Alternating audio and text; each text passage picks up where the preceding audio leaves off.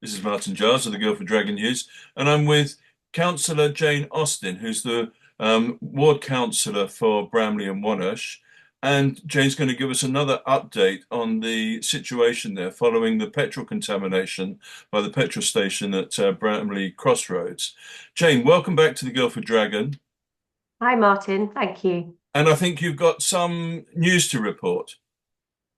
Yes, after a summer of negotiating with Asda, Bramley Village have now got to a position where they have accepted an offer from Asda of a community sports support scheme, which amounts to 512,500 pounds plus an offer per household for the 621 households impacted by the drinking water restriction of a £50 voucher.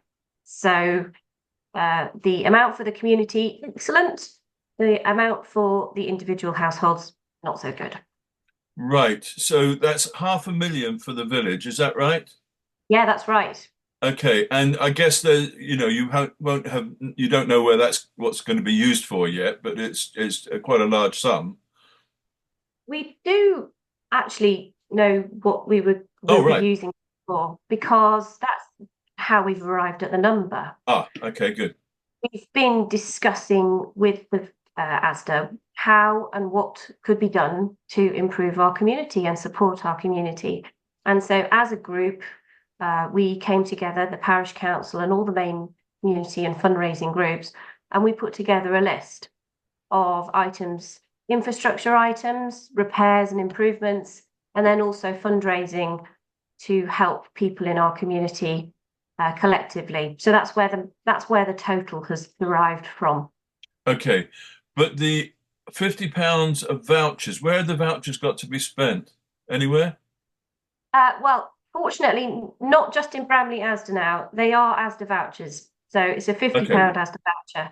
I mean, I think on this whole thing, as a village, we're delighted that there will be now the ability to create some positive outcomes out of what has been a really terrible time for us. And that money, that community support money, enables us to do that. The £50 voucher, I mean, it's no secret that that's nowhere near where we feel it should have been. But this is as far as we've been able to push Asda. yeah, and just to remind viewers that may not know the whole story, this is because of the interruptions of water supply, the fact that the water supply was declared at times unsafe to drink, or even, I think, if I'm right in saying, unsafe to wash with in some instances. Yeah, so for 35 days, approximately half the village, and much longer for some of our schools, we were not allowed to drink the drinking water. We weren't allowed to wash our dishes in it. We weren't allowed to water our plants in it or wash our vegetables in it. So it was quite restrictive for us. And it's not just the practicalities of it, it's that we, uh, it's anxiety inducing, and that has had consequences and impact on the village. It's not been fun for people. And in fact, as far as I recall, we're still waiting for uh, advice on whether there's any long-term impact on health through this contamination, which has been going on for some years, in fact. Yes, we have generic advice from the UK Health Security Agency and from Thames Water, but you're absolutely right that no one will definitively say, no, you're in the clear. There's been no concern because benzene, as we know, is carcinogenic, and via if you put it on your skin, if you breathe it in, or bizarrely also if you end up ingesting it. We're told that the levels of benzene in the water were very low, but all of this number and this compensation amount that's been agreed, all of that is without condition. So that doesn't Right. prevent anybody from being able to go back to ASDA and have joint litigation or individual litigation for any issue in the future. But do you think it's unlikely there's ever going to be a sort of any specific advice on that? I guess it's quite a rare event that, that this level of contamination in drinking water. I think we've got what we're going to get out of the Okay. UK Health Security Yeah. Agency on that Okay. one.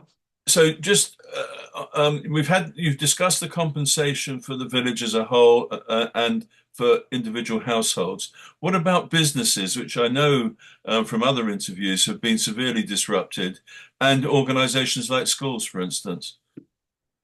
So the good news is that the businesses and schools also fall under a business recovery scheme, which is with reference to a loss adjuster. We understand approximately 30 businesses are going through that scheme right now, and the first payouts are starting to be made. So that's completely separate Okay. from this. And finally, I remember at the public meeting in July, there was talk of another meeting to be held in September, when obviously September's gone now. What's happening about that further public meeting? We want another meeting, and we're asking USDA to set one up ASAP now. I think hopefully this hurdle of agreeing the number maybe will be the thing that will encourage them to set a date. Who knows? Okay, okay. Well, Councillor Austin, thank you once again for giving your time and keeping our readers updated on the situation. And I look forward to hearing about the next public meeting. Me too. Thank you, Martin.